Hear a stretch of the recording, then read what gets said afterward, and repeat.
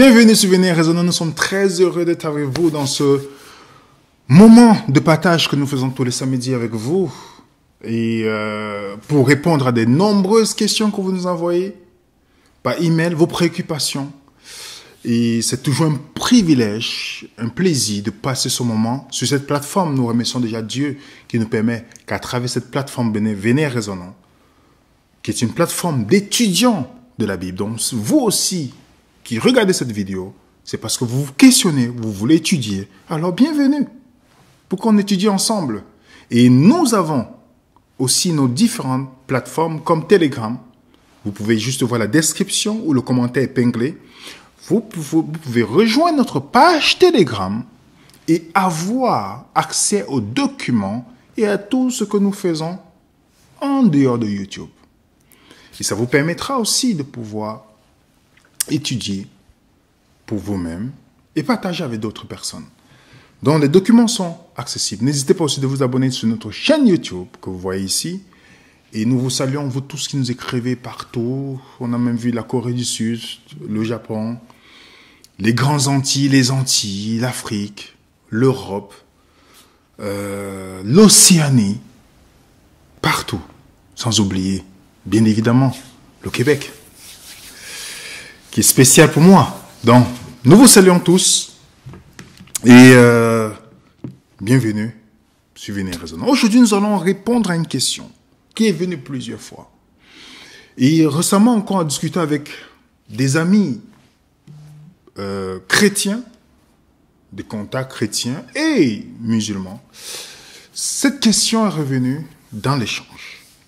Et quand vous posez cette question, selon des personnes, vous allez voir des réponses sont souvent très très compliquées. Et moi, vous savez très bien, comme je vous ai toujours dit, je suis né d'une mère musulmane. Voilà une des choses qui me poussait à avoir la réticence d'adhérer au christianisme. Cette question que nous allons résoudre aujourd'hui, par la grâce de Dieu. Donc, voilà le thème. Quelqu'un peut-il être sauvé sans Jésus? Quelqu'un peut-il être sauvé sans Jésus? Voilà ce que nous allons essayer d'aborder aujourd'hui. Que Dieu puisse nous inspirer et qu'il ouvre nos cœurs tandis que nous ouvrons sa parole, afin que tout ce que nous allons dire puisse être pour sa gloire.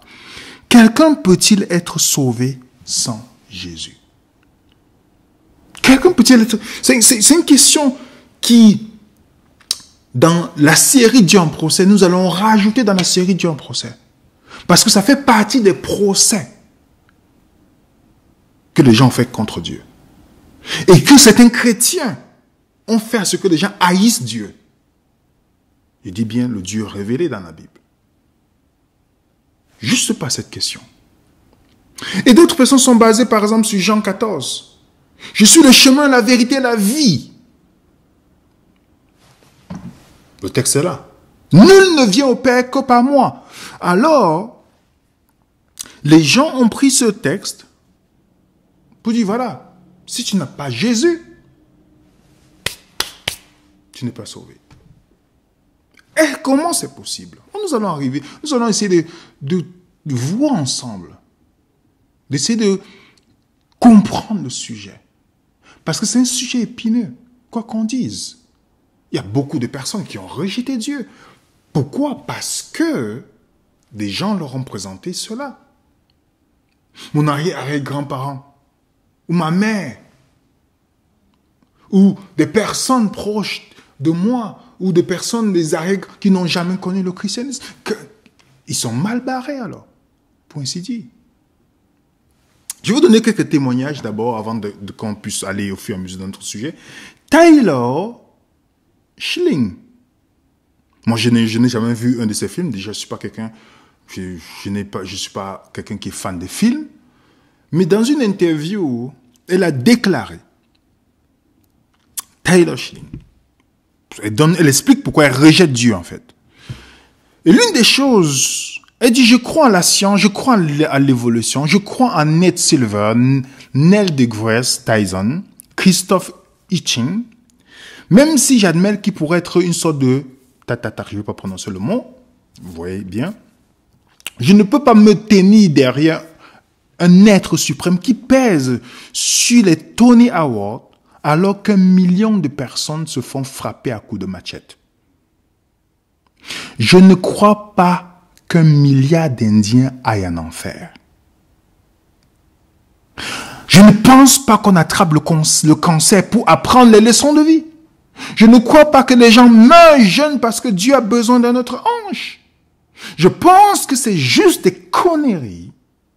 À un certain niveau, je pense que nous le savons tous. Je veux le dire par vous. Écoutez, je comprends que la religion facilite la gestion de les choses, mais je ne vais pas prononcer, aléatoires qui nous arrivent. Et j'aimerais pouvoir faire ce trajet. Et je suis sûr que je serai plus heureux. Mais je ne peux pas. Les sentiments ne suffisent pas. J'ai besoin que ce soit réel. Je ne vais pas m'attarder sur tout ce qu'elle a dit, mais ce qui attire notre attention, c'est le fait qu'elle dit qu'elle ne croit pas qu'un million d'Indiens aillent en enfer. Donc, ceux qui ne croient pas en Jésus.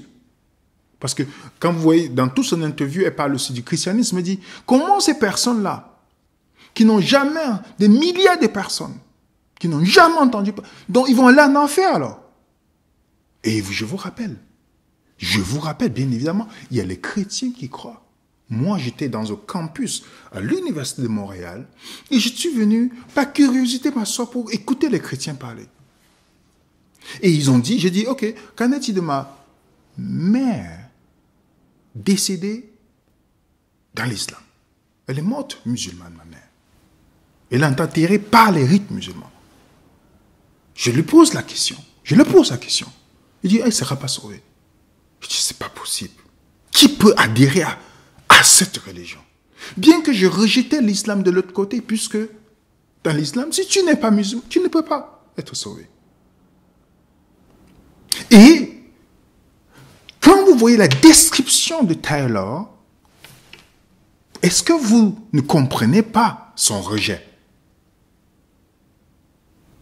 Il y a une autre personne. Brad Pitt. Je n'ai vu aucun de ses films. Je sais qu'il est acteur. Parce que je vous dis, je ne suis pas quelqu'un, je n'ai jamais été attiré par le cinéma et toutes ces choses, bien avant même d'être chrétien.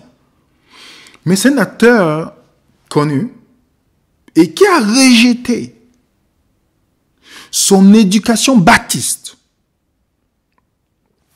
Brad Pitt, il est né dans une famille pratiquante baptiste.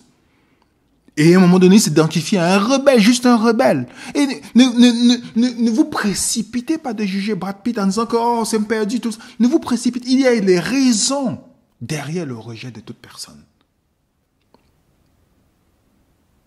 Il y a toujours une raison. Il dit par exemple, j'allais à des revêts chrétiens, j'étais ému par le Saint-Esprit. J'allais dans les concerts de rock et ressentais la même faveur. Pour ceux qui pensent que l'évangélisation par la musique dans les métros et autres. Les gens qui pensent que c'est il dit, alors, déclare Brad Pitt. Alors on me disait, c'est la musique du diable. Ne participe pas à ça. Je voulais faire l'expérience des choses que la religion disait de ne pas vivre. Vous voyez qu'au fur et à mesure, les gens qui pensent qu'il faut les concerts, il faut ceci, ils partent là-bas, ils voient le restaurant la même chose. Ils pensent que c'est ça l'adoration. Et il va chez le concert, il ressent la même chose. On lui dit non, l'autre c'est du diable, l'autre c'est bon. Pourtant, c'est les mêmes divertissements. Et voilà une des raisons que Brad Pitt, voilà ce qu'il dit. J'ai toujours eu beaucoup de questions sur le monde. Même à la maternelle. Une grande question pour moi était l'équité. Si j'avais grandi dans une autre religion, aurais-je la même chance d'accéder au paradis qu'un chrétien? Vous comprenez?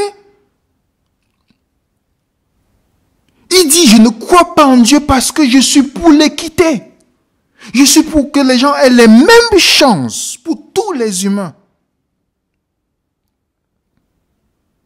Ok? Je suis sûr que beaucoup d'entre nous, si on avait rencontré Brad Pitt, ou si on rencontre Brad Pitt, il nous donne encore cet argument, on va se précipiter pour lui faire comprendre que Dieu existe. On voit ça, quand on rencontre des gens qui disent « je ne crois pas en Dieu », on est enclin à lui faire un coup d'apologétique pour lui démontrer l'existence de Dieu. Mais c'est parce que les gens n'écoutent pas pour comprendre. Brad Pitt ici, il a une raison. Est-ce que je comprends le problème qui pousse son argument? Est-ce que je comprends pourquoi est-ce qu'il rejette Dieu? Parce qu'il est pour l'équité. Puisqu'on lui a toujours enseigné que si tu n'es pas dans cette dénomination, tu es perdu. Si tu n'es pas chrétien, tu es perdu. Et il regarde le monde. Des milliards de personnes dans le monde. Et d'autres qui meurent tous les jours sans connaître Jésus. Il dit, mais où est l'équité dedans? Je veux bien croire, mais où est l'équité?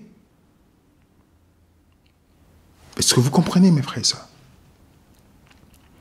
Le Dieu qu'on a présenté à Brad Pitt, vous aussi, vous n'y croyez pas, si on vous le présente.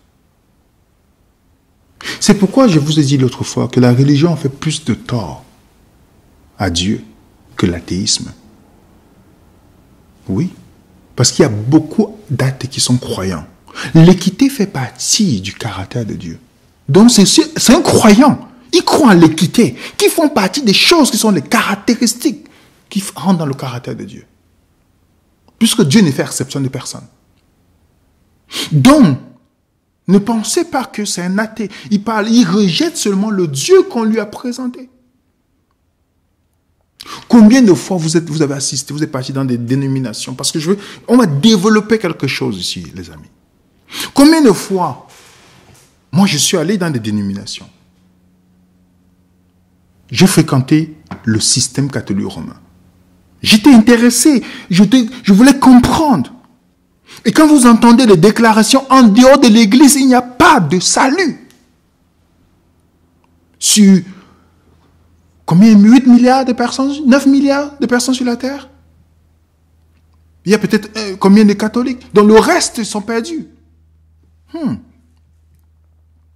Car il existe une seule église catholique, hors laquelle personne n'est sauvé. Vous entendez ça? Le pape Pie IX, il a même eu à comparer l'âge de Noé au salut. Nous devons considérer comme une foi que hors de l'église romaine apostolique, il n'y a pas de salut. Quel est le seul âge de sécurité? Et quiconque n'est pas en elle périt dans le déluge. Vous savez, vous ne pouvez pas aimer Dieu en dehors de l'église. Vous ne pouvez pas être en communion avec Dieu sans être en communion dans l'église. Combien d'entre nous pensons que parce qu'on est dans une dénomination, alors on est sauvé? Et dont les autres personnes... Regardez comment les gens regardent. Regardez, il faut parfois regarder la psychologie de ceux qui ont mis leur espérance dans un bâtiment ou une dénomination. C'est nous et le monde. Voilà. Moi, j'ai prononcé... Ah, nous et le monde. Nous et le monde. Vous comprenez?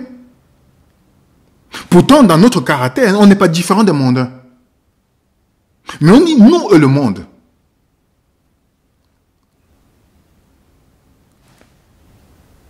C'est les perdus, c'est nous les sauvés.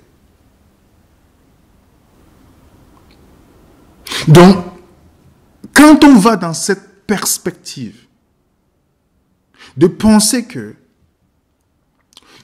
parce que j'appartiens à une dénomination, parce que je suis chrétien, et que les autres sont perdus, quel Dieu, en fait, nous mettons en avant? Quel Dieu? Quel Dieu? Il faut se poser la question. Dans l'islam, c'est clair. Les mécréants seront perdus. Donc, si tu n'es pas musulman, tu n'as pas de chance au salut. Donc, 80% des personnes dans le monde qui n'ont pas connu et qui ne sont pas convertis à l'islam sont des mécréants et c'est des gens qui seront perdus. Voilà dans la tête du musulman. J'ai posé encore la question à des amis, des contacts musulmans que j'ai dit, toi, comment tu trouves ça? Et les gens, puisque quand on est religieux, on trouve, le religieux a une logique qui n'est pas logique. Mais selon sa croyance, c'est une logique.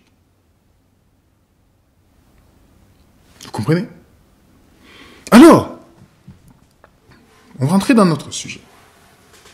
La question qu'on a se poser, croirez-vous à ce Dieu décrit par Brad Pitt et Taylor?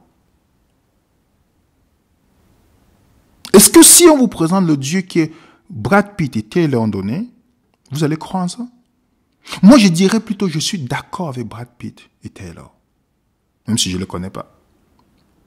Moi aussi, je ne crois pas au Dieu qu'ils ont décrit.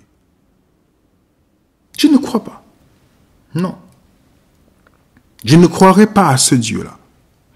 On a vu ensemble la semaine passée que la fondation, la base, la véritable fondation de la foi chrétienne, c'est basé sur ce verset, Dieu amour. Celui qui n'aime pas n'a pas connu Dieu, Dieu amour. Donc si on comprend la fondation de la foi chrétienne, malheureusement beaucoup de chrétiens n'ont pas encore compris. Si nous comprenons ça, ça élimine beaucoup de fausses doctrines et de fausses croyances qui sont utilisées et apportées au nom du christianisme. Donc maintenant, nous allons aller dans la genèse de la chose, dans notre sujet. Jean 1. Prenons bien note. Jean 1. Au commencement était la parole. J'ai bien mis en jaune la parole. Et la parole, comprenez bien, au commencement était la parole. La parole était avec Dieu et la parole était Dieu. Elle était au commencement avec Dieu. Jean veut parler de l'évangile. Mais il ne parle pas, il ne donne pas le nom de Jésus ici.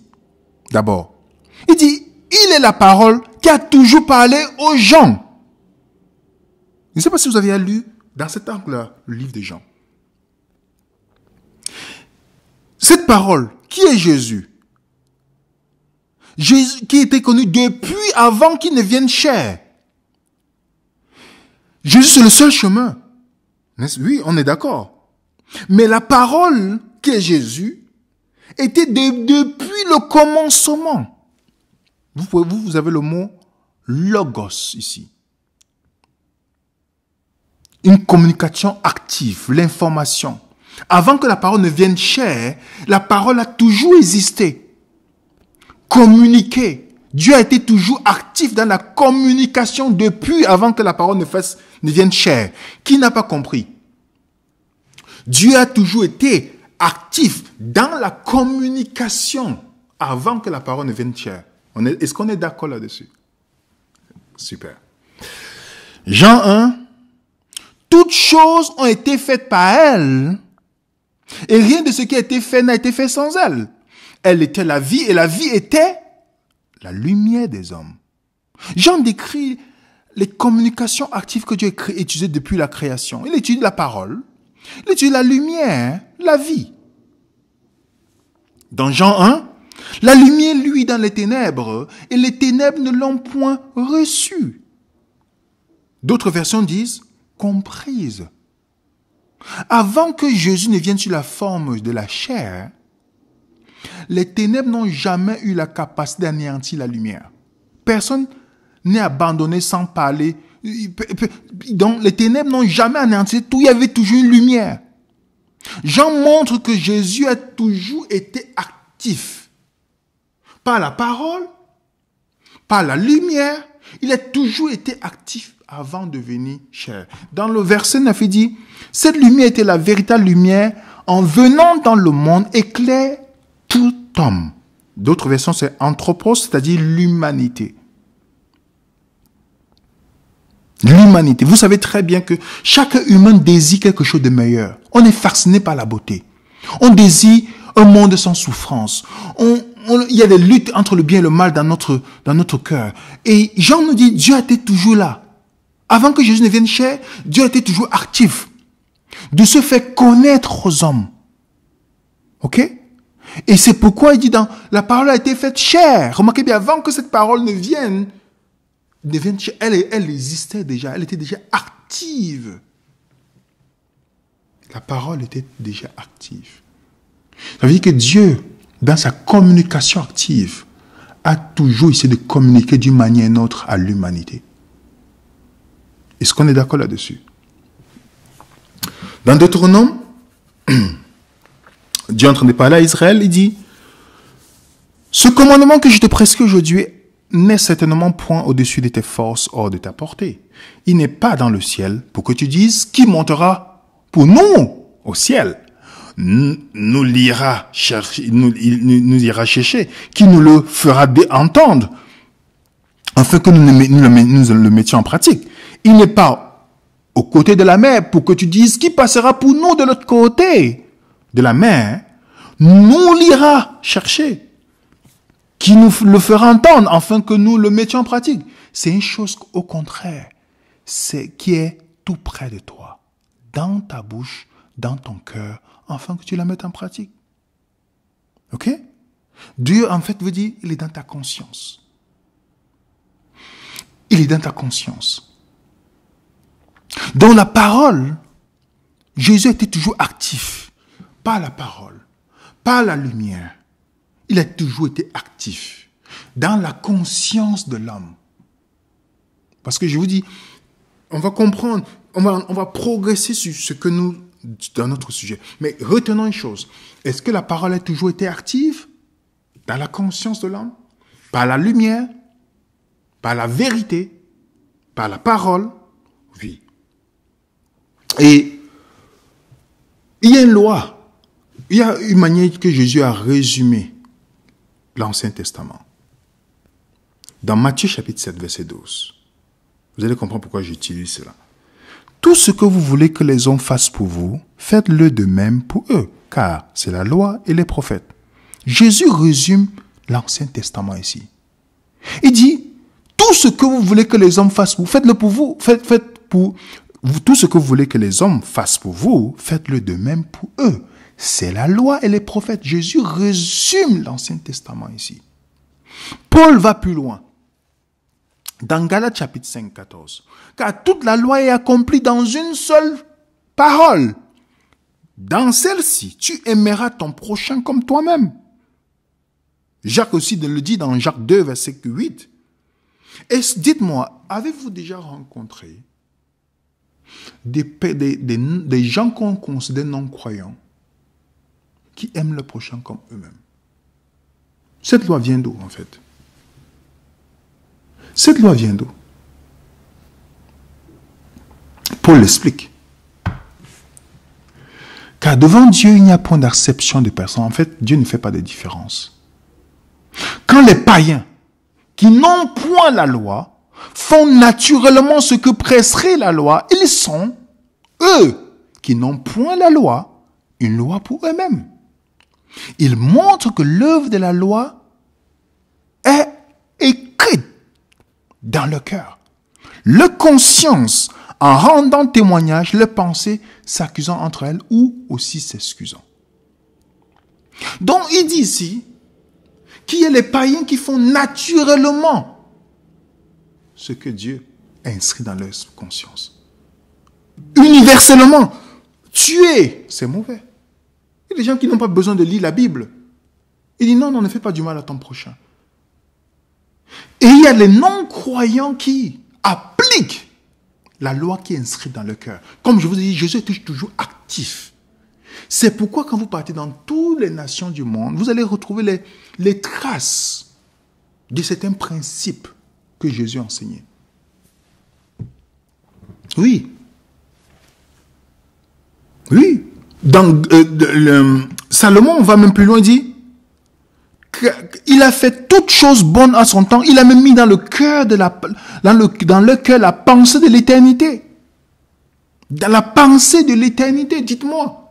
Est-ce qu'il y a des gens qui pensent, qui ne croient pas, mais ils pensent que quand on meurt, il y a quelque chose qui doit se passer? Oui, parce que c'est inscrit dans le cœur de l'homme. C'est inscrit dans le cœur de l'homme. Donc la parole de Dieu était toujours active. Dieu a plusieurs manières à parler dans les différentes nations du monde. C'est pourquoi il y a des lois morales universelles. C'est justement cette loi morale qui remet en question même l'évolution. le bien et le mal dans la conscience de l'être humain. Quand Pierre, qui ne voulait pas prêcher aux non-croyants, Jésus apparaît dans la vision pour lui montrer que les animaux impudents, les impurs, les goïms, les non-croyants, les non-juifs, de ne pas les regarder comme les impurs. Voilà ce que Pierre, finalement, qui a compris la leçon. Ce n'était pas de le manger, la vraie leçon. C'était d'utiliser un symbolisme pour le faire montrer dans la vision, pour lui montrer à travers la vision, pour lui montrer ce qu'il devait comprendre. Et Pierre a compris. Voilà ce qu'il déclare dans Acte 10. Alors Pierre, ouvrant la bouche en disant, il dit, en vérité, je reconnais que Dieu ne fait point exception de personne. Vous n'avez pas remarqué? Ça, c'est Deutéronome 17. Hein? Dieu ne fait point de différence. Mais quand toute nation, celui qui le craint et qui pratique la justice, lui est agréable. Je vous pose une question maintenant simple. La justice, est-ce que vous pensez que la justice se pratique seulement par les chrétiens? Non, pas du tout. Comment Dieu a parlé à Nebuchadnezzar? Lorsque Nebuchadnezzar a envahi Jérusalem, il a mené des jeunes juifs à Babylone. Dieu a utilisé cette occasion pour évangéliser Nebuchadnezzar. Comment Dieu, quelles sont les images que Dieu lui a fait? Comment Dieu a évangélisé? Dieu a envoyé une statue. Les Babyloniens adoraient les statues, n'est-ce pas? Oui. Comment Dieu a communiqué avec lui? Dieu a utilisé le langage de Nebuchadnezzar pour lui faire comprendre ce qui doit venir. Le statut était adoré par ces personnes-là. Oui. Dieu a utilisé le langage de Nebuchadnezzar pour lui communiquer quelque chose d'important à venir. C'est pourquoi vous voyez dans toutes. J'ai posé la question à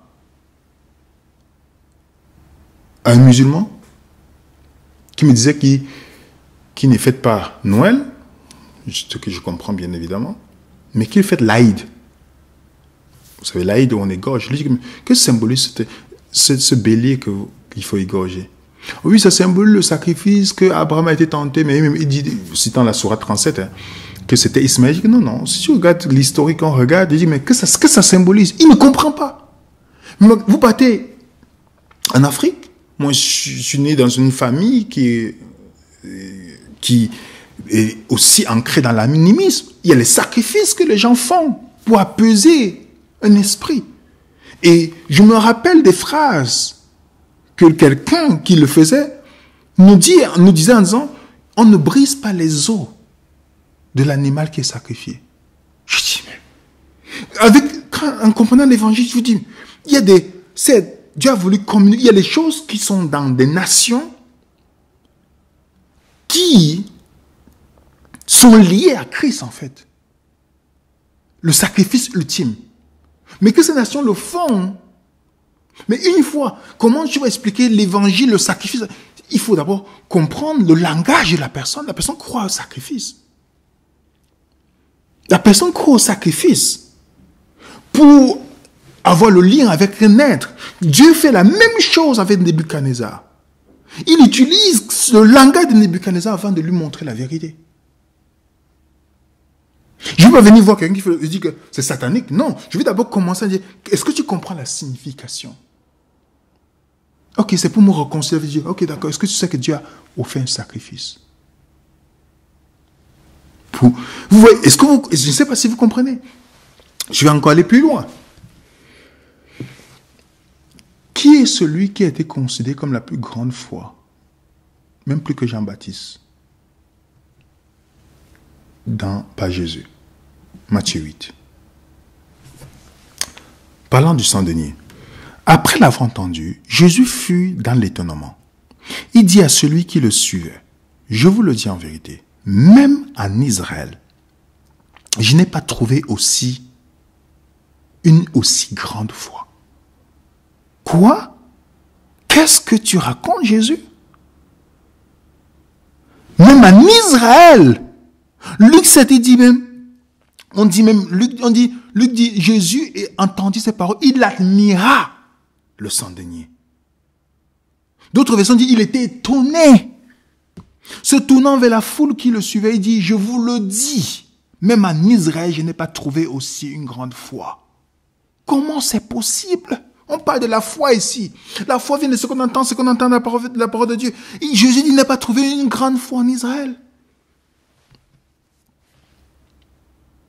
Il dit tout le temps, la foi t'a sauvé. Il dit, même en Israël, je n'ai pas trouvé. Le cendenier avait compris des choses que les religieux ne savaient pas. Comment Jésus affirme, parle pour un païen, un Romain, qui est supposé adorer le soleil. Les religieux cherchaient plutôt à tuer Jésus. Pour eux, c'était pas admissible qu'on trouve la foi chez les païens. Chez les gens qui ne partagent pas, qui ne partent pas dans le bâtiment, qui ne partagent pas leur foi, C'était pas possible. Jésus dit, je n'ai pas vu une grande foi dans tout Israël. Et Jésus continue dans Matthieu 8, 11, il dit, or, je vous déclare que plusieurs viendront de l'Orient, de l'Occident, et seront à table avec Abraham, assis avec Abraham, Isaac, Jacob, dans le royaume des cieux. Vous comprenez? Donc plusieurs viendront quoi? De l'Orient, de l'Est et de l'Ouest.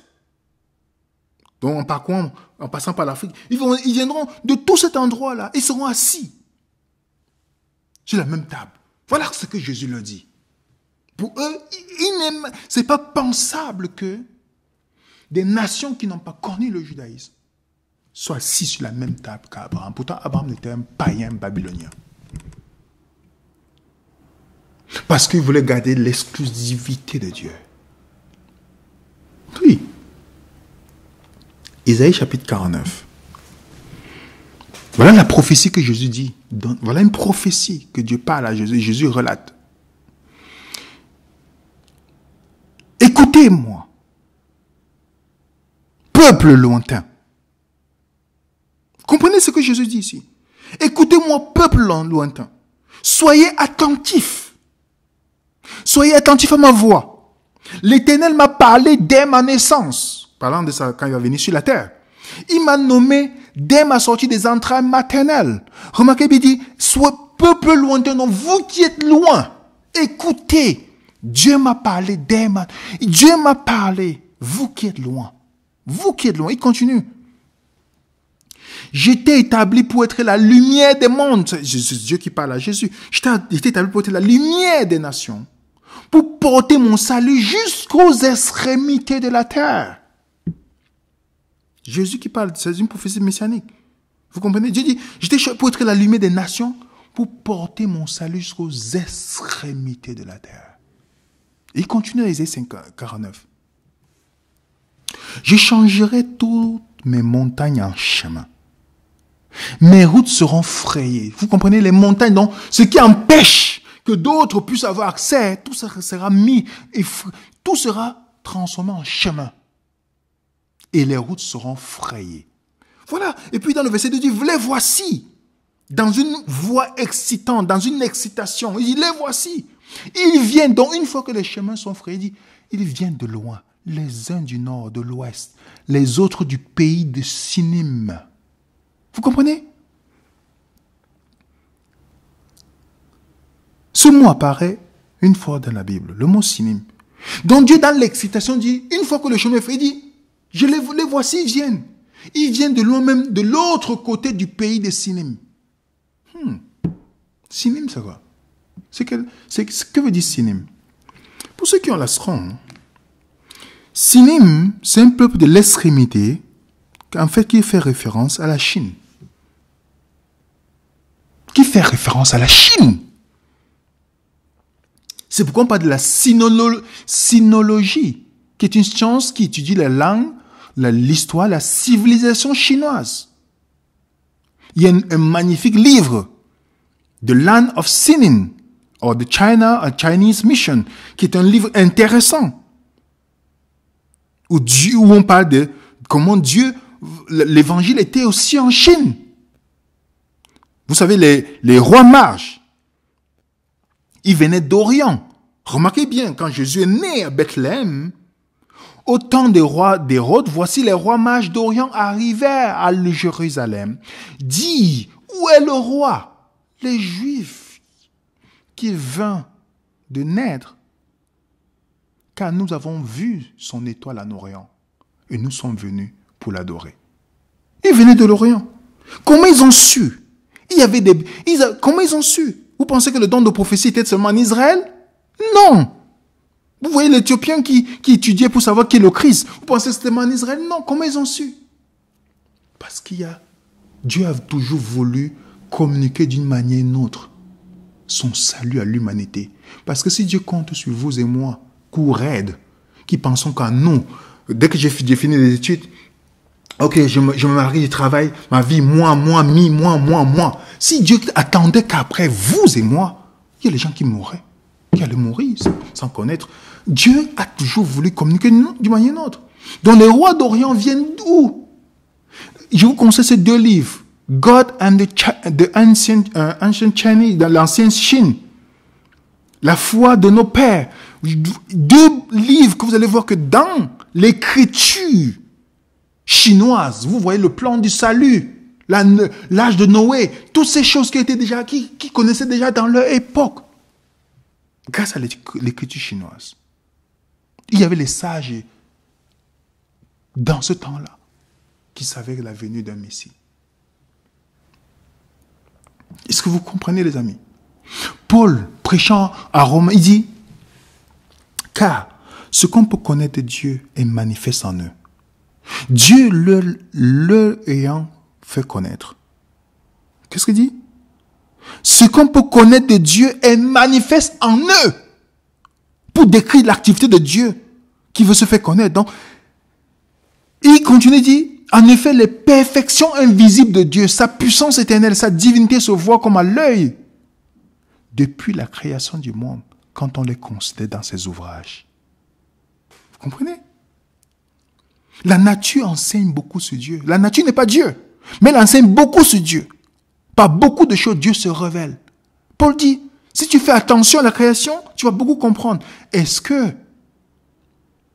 lorsqu'il a prêché à Athènes, qu'est-ce qu'il a dit? Car en parcourant votre ville, en considérant les objets de votre dévotion, j'ai même découvert un autel avec cette inscription à un Dieu inconnu. Ce que vous révérez sans le connaître, c'est ce que je vous annonce. Il continue, dit, il a voulu qu'il le cherchasse, le Seigneur, qu'il s'efforçasse à le trouver en tâtonnant, bien qu'il ne soit pas loin de chacun de nous. Car en lui, nous avons la vie, le mouvement, l'être. C'est ce que ont dit quelques-uns de vos poètes. De lui, nous sommes la race. Dites-moi, Paul, il dit bien que Dieu a voulu qu'on le trouve, même pas tâtonnement. C'est quoi le tâtonnement? On ne peut que tâtonner quand quelque chose est proche de nous. Vous comprenez? Vous êtes dans le noir, vous cherchez quelque chose, c'est parce que c'est proche de nous. Il dit, Dieu n'est jamais loin. Mais les gens vont le trouver par tâtonnement. Il passe par tel point, par tel. Peut-être c'est votre trajet comme le mien, où vous êtes passé par plusieurs. Ok, je vais passer là par tâtonnement, jusqu'à d'autres vont peut-être pas arriver jusqu'à la fin de la vie. D'autres vont y arriver. Mais dans toutes les manières, Dieu a toujours mis des points qui font ce que il y a des gens qui le cherchent d'une manière ou d'une autre. Vous comprenez? Et Jean dit,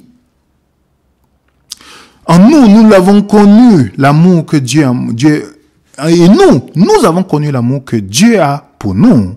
Nous y avons cru. Dieu amour, celui qui demeure dans l'amour, demeure en Dieu. Et Dieu demeure en lui. Ok? Donc, l'amour, il y a des gens. Il y a les gens qui ont un amour que vous ne retrouvez pas chez beaucoup de croyants.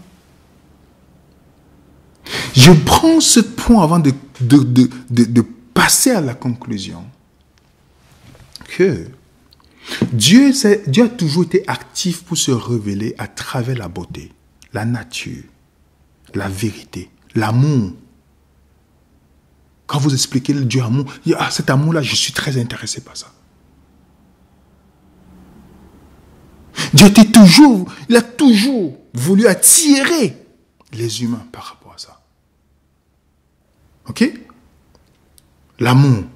Au cours de l'histoire, au cours de beaucoup de choses, Dieu a démontré. Il a voulu attirer. Ce qui fait que les gens arrivent vers Dieu par tâtonnement. Romains, comme Paul a dit, Dieu jugera les gens selon la lumière qu'ils ont reçue. Romains 2, 11, 14. Dieu jugera les gens selon leur conscience, selon ce qu'ils ont appris comme vérité. Donc vous et moi, ne nous précipitons pas de voir quelqu'un parce qu'il ne partage pas notre foi, qu'il est dans nous, il n'est pas dans notre domination, qu'on pense que la personne est perdue. Déjà, si quelqu'un, peu importe, quelqu'un vous regarde, vous dit, ah, vous avez les bijoux, vous n'avez pas de bijoux, quelqu'un vous juge en disant, vous êtes perdu, sachez que la personne, c'est quelqu'un de perdu qui vous parle de ça. Nous ne lisons pas dans le cœur. Paul dit dans 1 Corinthiens 4, 5, il dit, ne jugez pas avant le temps. Ne jugez pas avant le temps. On n'a pas l'aptitude de regarder quelqu'un dire qu'il est perdu. On n'a pas. Si vous êtes de la femme adultère, vous serez du côté des pharisiens qui penseraient que cette femme est perdue. Pourtant, Dieu, c'est pas ce que Jésus voyait. Donc, faisons attention. Parce que Dieu juge selon la lumière. Selon la lumière que les gens ont reçue. Alors, ne pensez pas qu'un bouddhiste ne pourra pas être sauvé s'il a reçu dans sa lumière qu'il ne doit pas faire du mal à son prochain et il fonctionne.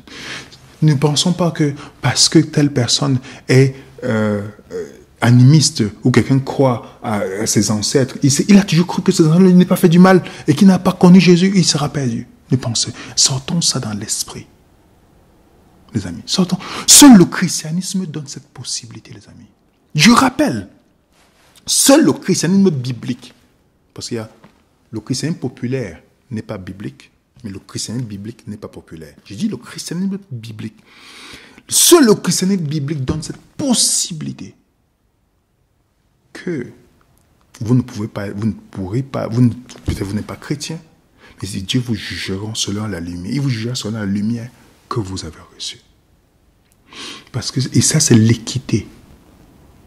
Puis, si Dieu jugeait les gens, imaginez, vous allez accepter un Dieu. Imaginez, je prends par exemple les gens qui sont dans le système français, parce que si je prends le système canadien, peut-être beaucoup ne vont pas comprendre. Si vous êtes en 6e et que on vous prend pour vous amener dans un examen de doctorat, vous dites, mais c'est injuste, je n'ai même pas rien appris d'ici.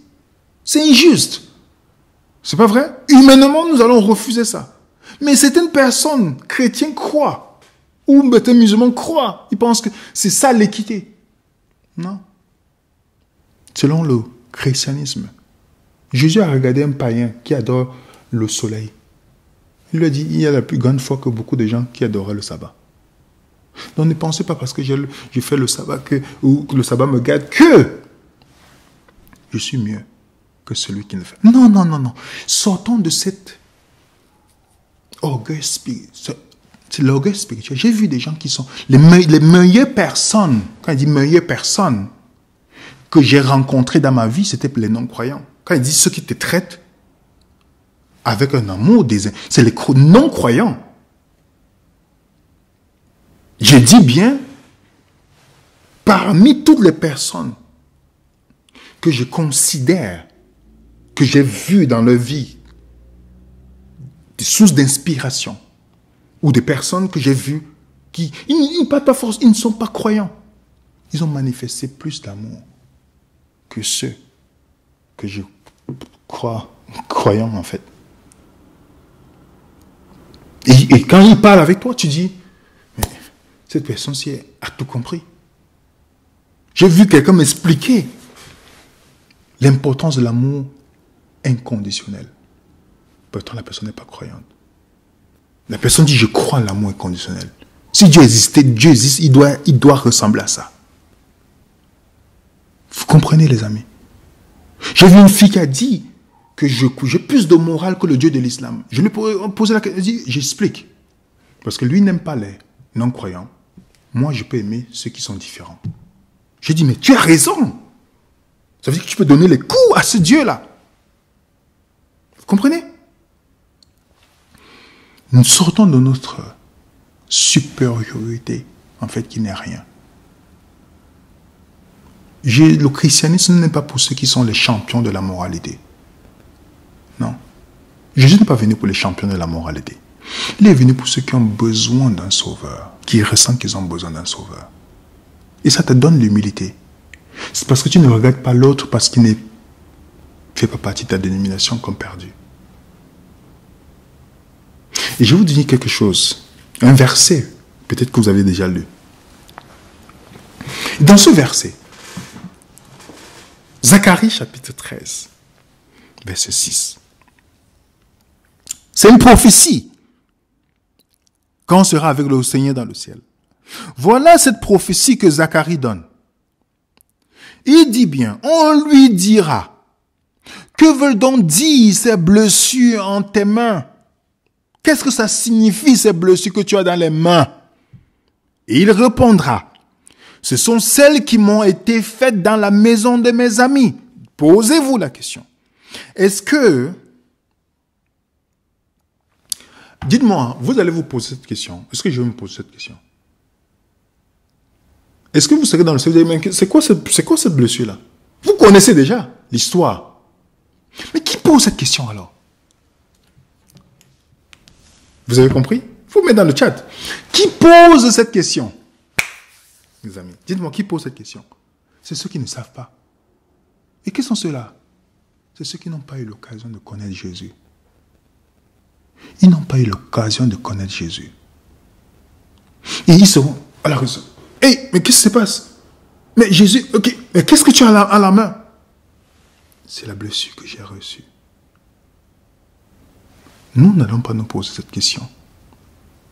Mais beaucoup de ces personnes qui n'ont pas eu l'occasion de connaître Jésus se poseront la question de savoir d'où viennent ces blessures dans les mains. Oui, oui les amis, oui,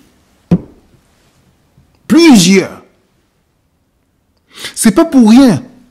Quand vous et moi, on est focalisés dans le jugement, c'est quoi? C'est ceux qui auront le sabbat le dimanche. C'est que c'est encore trop bas. Si c'est ça que vous établissez le jugement, c'est qu'on n'a rien compris à l'évangile. Ça, c'est la forme des religieux. Ok, maintenant j'ai ça, j'ai tel jour, lui, il n'a pas le bon jour, voilà. Ça, c'est la forme des religieux. Mais Jésus dit lui-même, si on veut comprendre le jugement, il n'y a pas meilleur esprit, il n'y a pas meilleur enseignant que Jésus. Il suffit d'aller voir comment Jésus établit la différence entre les perdus et les sauvés. Il suffit d'aller. Pas dans l'interprétation des hommes. Qui ont dit, ah, tu as le sabbat, tu as fait ceci. Non, non, non, non, non, non. Voilà ce que Jésus dit dans Matthieu, chapitre 25. Lorsque le Fils de l'homme viendra dans sa gloire, avec tous les anges, il s'assiérait sur le trône de sa gloire. Toutes les nations viendront assembler devant lui. Il séparera les uns avec les autres, comme le berger sépare les brebis d'avec les boucs.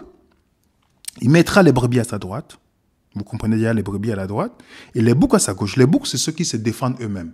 Les brebis ne se défendent pas, ils ne dépendent que du berger. Ok? Vous comprenez la différence entre ce type de croyants.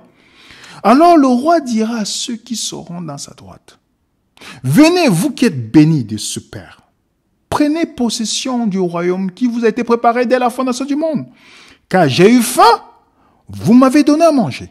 J'ai eu soif, vous m'avez donné à boire. J'étais étranger et vous m'avez accueilli. J'étais nu, vous m'avez vêtu. J'étais malade, vous m'avez visité. J'étais en prison, vous êtes venu vers moi. Il dit, les justes lui répondront, Seigneur, quand avons-nous vu avoir faim? T'avons-nous donné à manger? Ou avoir soif? T'avons-nous donné à boire? Quand avons-nous vu étranger? Ou t'avons-nous recueilli ou nu? T'avons-nous vêtu? Quand avons-nous vu malade ou en prison? Sommes-nous allés vers toi? Alors le roi répondra, je vous le dis en vérité, toutes les fois que vous avez fait ces choses à l'un des plus petits de mes frères, c'est à moi que vous l'avez fait. Ensuite il dira à ceux qui sont à gauche, retirez-vous de moi, maudits, allez au feu éternel qui était préparé pour le diable et ses anges. Comment est-ce que Jésus évalue ici ceux qui sont sauvés. Comment? En leur disant le sabbat ou dans le christianisme pratique? Le christianisme pratique. Est-ce que vous pensez que, vous savez que les gens, il y a les non-croyants qui le font mieux que nous, sans faire la publicité, qui le font mieux que nous. Ne nous précipitons pas quand on est le sabbat matin, qu'on pense qu'on est une supériorité, qu'on est élu, qu'on est ceci. Ça, c'est une illusion que l'ennemi nous berce. Il y a beaucoup de non-croyants croyants, comme il y a beaucoup de croyants non-croyants. Oui, les amis. Oui. Oui. Il faut qu'on le comprenne. Est-ce que Dieu veut que tout le monde reçoive l'évangile? Oui. Est-ce que tout le monde va le recevoir avant de mourir? Non. Est-ce que l'évangile peut être prêché d'une autre manière? Pour ceux qui n'avaient pas eu l'occasion de voir Jésus, oui. On a l'exemple d'Abraham. Galates 3 nous dit, prévoyant que Dieu justifiait les païens par la foi d'avance, annoncer cette bonne nouvelle à Abraham, toutes les nations seront bénies en toi. Est-ce qu'Abraham a reçu la bonne nouvelle? Oui. Est-ce qu'il a vu Jésus direct, c'est-à-dire Jésus est venu sur la croix? Non. Mais Dieu lui a enseigné d'une manière ou d'une autre. Oui. Parce que Jésus a toujours voulu communiquer d'une manière ou d'une autre à toutes les nations. Et Romains est clair. Romains 2, versets 11 à 14. Les païens qui n'ont pas une autre instruction seront jugés selon l'instruction qu'ils ont reçue et selon leur conscience. Oui. C'est unique au christianisme. C'est pourquoi je reviens encore avec ce verset. Alors Pierre ouvre la bouche en disant, en vérité, je reconnais que Dieu ne fait pas de différence, de fait d'acception de personne. Mais quand toute nation, celui qui le craint, qui pratique la justice lui est agréable. Dieu ne fait acception de personne. Oui. Et Dieu juge les gens selon la lumière qu'ils ont reçue. C'est unique au christianisme. Unique au christianisme. Où Dieu, dans son équité, sait qu'il y a des gens qui vont mourir, qui n'ont pas eu l'occasion de rencontrer Jésus, mais qui seront jugés selon la lumière qu'ils ont reçue. C'est pourquoi Jésus s'est baptisé. Pas parce qu'il avait péché, il avait un péché à confesser, non. Pour que son baptême soit mis ou imputé à ceux qui n'auront pas eu l'opportunité de se baptiser, peut-être sur un lit d'hôpital et autres, ou en prison, ou quelque part. Donc, vous comprenez pourquoi le christianisme, c'est un message qui touche, qui est pour l'humanité, en fait. Ce n'est pas lié seulement. Dieu n'est pas dans le fait, ok, les 80 millions ou les milliards qui n'ont pas connu le christianisme se sont perdus. Non, Dieu sait qu'il y a les enfants dans cet endroit. C'est ce que Pierre a finalement compris, que le sans-denier, le Romain, il a compris que Dieu, en toute nation, ceux qui le croient, ceux qui le craignent et qui pratiquent la justice. Il n'y a pas que ceux. Il y a des gens qui disent qu'il y a un être suprême. Ils disent craint un être suprême et qui pratiquent la justice. J'ai fait le bien avec des personnes. Mais ils n'ont pas encore connu Jésus. Si ces gens meurent, ils seront sauvés. Ils seront jugés selon la lumière qu'ils ont reçue. Donc quand Jean dit je suis le chemin, la vérité et la vie, mettez bien dans le contexte. Oui, Jésus c'est le chemin ultime pour arriver vers Dieu. Mais est-ce que Jésus a toujours communiqué seulement quand il est venu chair? Non, il a communiqué aussi avant. Les rois mages ont su la venue de Jésus quand les docteurs de la loi, les théologiens de cette époque qu'on ne savait pas que Jésus devait venir. Pourtant, la prophétie est donnée dans Michée chapitre 5 depuis. Comment c'est possible? Alors sortons. On a beaucoup de choses à prendre. Parce que le Saint-Esprit, la preuve, lors de tout ce qui se passe dans le monde actuellement. Les lanceurs d'alerte, la plupart ne sont pas nécessairement les chrétiens. Il y a les choses qu'ils voient du monde. Quand certains de vos dirigeants vous demandent d'aller prendre telle chose dans le corps, pourtant ils ne sont pas médecins. Mais les non-croyants, ils ont déjà vu. Ils disent, voilà, vous voyez ça? Comment c'est possible? Et qui vous disent qu'on est en train d'aller dans telle chose, ils vous expliquent. Vous pensez que l'Esprit de Dieu ne fonctionne parce que vous priez? que Dieu va abandonner ses enfants dans les ténèbres? Si vous savez c'est quoi, quand on dit Dieu est Père dans la Bible, vous comprenez que c'est un Père qui se soucie de toute sa créature. Pas parce qu'il n'y a pas un peuple élu devant Dieu. Cette expression-là qu'on a toujours cru, oh que maintenant comme je fais le son, non, non. Dieu aime tous ses enfants. Il fera tout ce qui est son possible pour sauver au maximum. Même si vous et moi, nous ne prêchons pas l'évangile. Dans notre égoïsme. Même si vous et moi, nous décidons de ne pas prêcher l'évangile. Dieu, lui, veut sauver au maximum. Je vous laisse notre adresse email. Pour ceux qui ont des questions, des commentaires. Nous remercions les personnes qui nous ont posé cette question et nous espérons que nous avons répondu. Ce message qui est unique au christianisme. Dieu juge les gens selon la lumière qu'ils ont reçue. Oui, et ça c'est une bonne nouvelle. C'est une très bonne nouvelle. Dieu amour et l'équité fait partie des caractéristiques de l'amour. C'est parce que Dieu amour que je ne crois pas que Dieu, que les autres personnes seront perdues parce qu'ils n'ont pas eu le temps ou la possibilité de rencontrer Jésus. C'est parce que Dieu amour que je ne crois pas à cette fausse doctrine véhiculée par certains chrétiens. Oui, c'est parce que la fondation qui comprend que Dieu amour, c'est pas possible. Vous comprenez les amis? Dieu amour. Que Dieu vous bénisse, on se dit tout à l'heure dans notre Zoom. Je pense que nous allons faire l'église de la Odyssée. Sur notre étude de l'île d'Apocalypse. Nous vous invitons pour cette partie. Et nous vous souhaitons une très bonne soirée, bon après-midi pour chacun d'entre vous.